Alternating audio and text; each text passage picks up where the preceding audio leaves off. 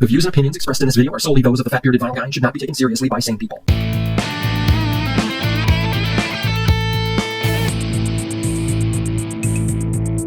Hello music fans, I am Matt the fat-bearded vinyl guy, and I am back in the vinyl lair with my final installment of my Mötley Crüe series, 4 Decades of Decadence, celebrating the 40th anniversary of Mötley Crüe. Today, for the end, appropriately enough, I'm looking at the final live album from the Crüe, The End, live in Los Angeles.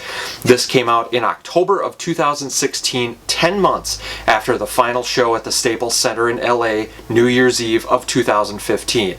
This is a bittersweet album for me because despite the fact that I have loved Mötley Crüe and their music since 1989, I had never seen them live. They even came through Green Bay with a show at the Resch Center, and for some reason I didn't go. I hadn't even seen a full concert of the Crüe. All I've seen is a little live footage filmed for their music videos. But a full show? Not quite. On to The End. The band sounds great. Nice and tight, fat, massive sound, just the way I like it. The downside, honestly, is Vince Neil. His singing is just awful, and it's most evident during Primal Scream. He doesn't enunciate many consonants, it's all vowels.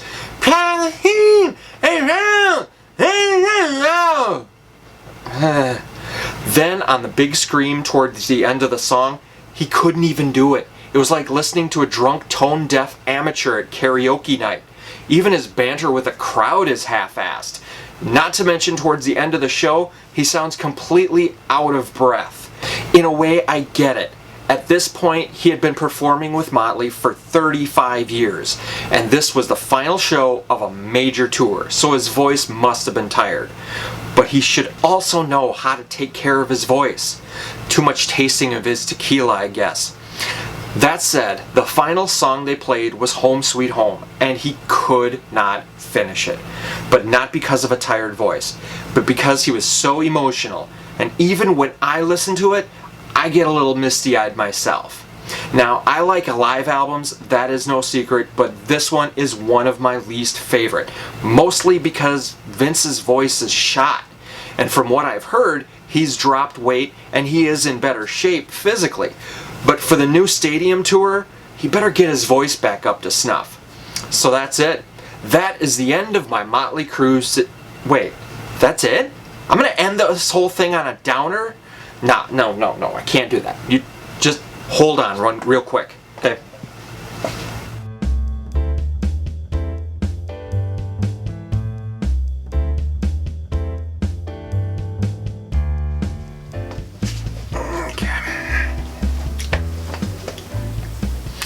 Okay, welcome back. In order to end this series on a more positive note, I'm going to talk about the Dirt movie. I had read the book, and I liked it, and I was excited when I heard the movie was being made. Plus, the Bohemian Rhapsody movie came out the year before, so I was on biopic overload. I liked the movie, and the artistic liberties taken with the story made sense to me. And they are not lies. They are artistic liberties. It annoys me when people complain about biopics saying, well, it didn't happen like that. Well, guess what, shorty? Real life is interesting only up to a certain point.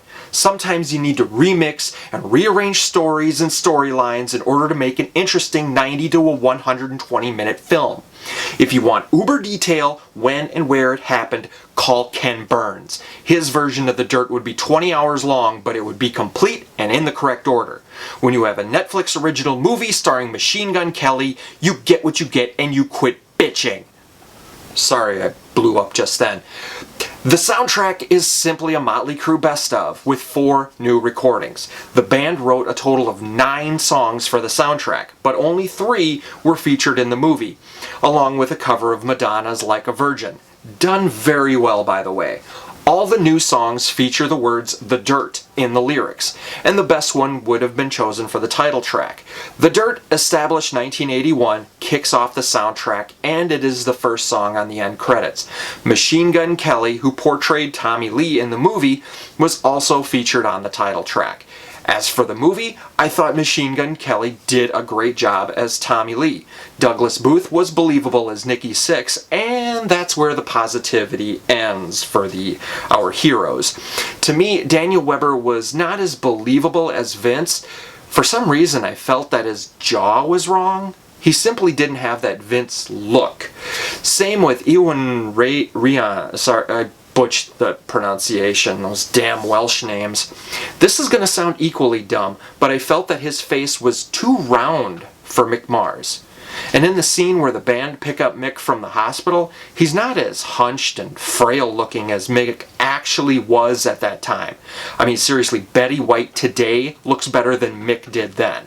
But like I said before, if this was a major studio release with a budget larger than most countries' GDP, it could have been done better.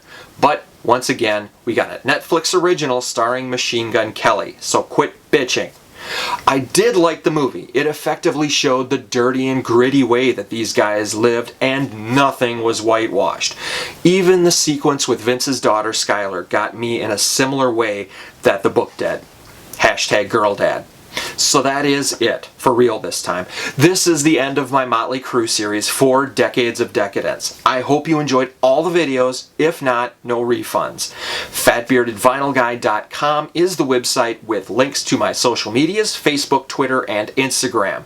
Give me a like, follow, subscribe, whatever there. Here, however, give me a thumbs up, subscribe, and leave a comment below with your thoughts and memories of these albums and the Dirt movie, and the book if you feel like it. I plan on going back to some regularly scheduled programming, some World's Worst Record reviews, or a Best Year Ever or two before another series for May. But that one will only be specific to May, so only 4, maybe 5. Until next time, take it easy and I'll catch you on the B-side.